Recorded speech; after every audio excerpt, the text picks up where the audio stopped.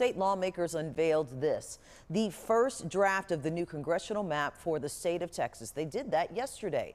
The state is getting 2 new seats in Congress, and according to this map, one will likely be for Austin and the other in Houston.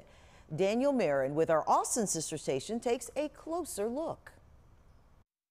Taking a look at the first draft of the proposed state congressional map, and you can see the creation of District 37, pretty much the city of Austin west of I-35. But gone from Travis County is District 25, so this would keep the number of local seats in D.C. at the current 5. And there's a big shakeup for Williamson County, which currently sits entirely within District 31. The new map instead carves into the county and places Round Rock and Pflugerville in District 17.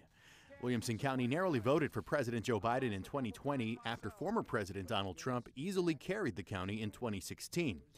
Elections author David Daly with the group Fair Vote says the new map makes it clear Republicans are in the driver's seat, but he also believes the GOP is playing it somewhat safe. It is not as aggressive a play as you might have imagined. Now, of course, an aggressive play in a state where demographics are changing rapidly can backfire. Communication and political science professor Dr. Richard Pineda says proving a map is politically motivated isn't easy. It's a little bit of the defense that says, listen, you can't prove that this is gerrymandering. We're just making responses to adjust to population shifts. KXAN reached out to the Republican National Committee, which offered this statement in part, quote, the GOP is looking forward to seeing the final maps from the redistricting process and will continue to fight for conservative values across Texas in the next elections.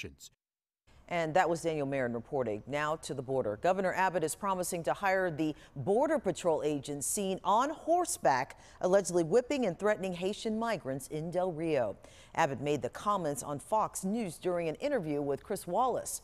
It comes after the U.S. Customs and Border Protection's Office of Professional Responsibility launched a formal investigation into those border agents. But according to a Del Rio rancher who says he witnessed the incident, Border Patrol agents use split reins, not whips, to control the horses. And the interaction happened after a migrant grabbed the horse by the bit and tried to gain control. Well, there's a downward trend in the number of active COVID-19 cases in Montgomery County, and this is a huge improvement for that county after reporting record high levels of active cases just last week. Now, according to the Montgomery County Public Health District, since Friday, active cases decreased by 1,204 to now sitting at 8,654.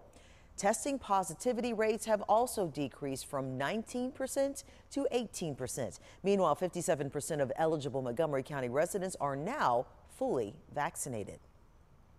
Well, Pfizer says it's close to submitting results for its COVID-19 vaccine trials among children ages 5 to 11. Now, according to the CEO, they'll be submitting the data to the FDA soon. This also comes after Pfizer announced its COVID-19 vaccine works for children in that age group. With kids now back in school and the extra contagious Delta variant causing a jump in pediatric infections, many parents are awaiting vaccinations for younger children since the pandemic began.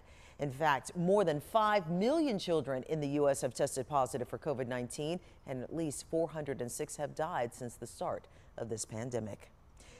Now let's go ahead and take a live look courtesy of that Sky Tracker network, where this is Washington, D.C. The pressure is on this morning for lawmakers and a government shutdown. It's looming even closer. In fact, the debt limit and the infrastructure package are hanging in the balance. Washington correspondent Basil John is reporting on this from Washington. The motion is not agreed to. A swing and a miss for Democrats as the first attempt to fund the government and suspend the debt ceiling failed Monday night. The Senate had an opportunity to begin solving these problems right away. Democrats did their part and voted yes. Senate Democratic leader Chuck Schumer blames Republicans for blocking the bill. Senate Republican leader Mitch McConnell said Democrats are being reckless. There's no chance Republicans will help lift Democrats' credit limit so they can immediately steamroll through a socialist binge that will hurt families. Schumer promises to bring the bill up for a vote again later this week. Meanwhile, House Democrats work to pass both the infrastructure bill and the reconciliation bill. Together, these two bills will produce major progress for the American people. Many House Republicans support the bipartisan infrastructure bill, but say they cannot support unnecessary spending in the other piece of legislation. The Speaker hijacked the process to hold infrastructure hostage for the $3.5 or more trillion socialist spending spree the progressives want to ram through using budget reconciliation. All right, turning to other headlines this morning, we are following this. R. Kelly has been found guilty on all counts in sex trafficking trial. Plus, Texans are owed $6 billion in unclaimed property claims. And today, Post Oak and also Forbes five-star hotel will host a job fair. You got to check this out. And to do that, you can head to our website, CW39.com.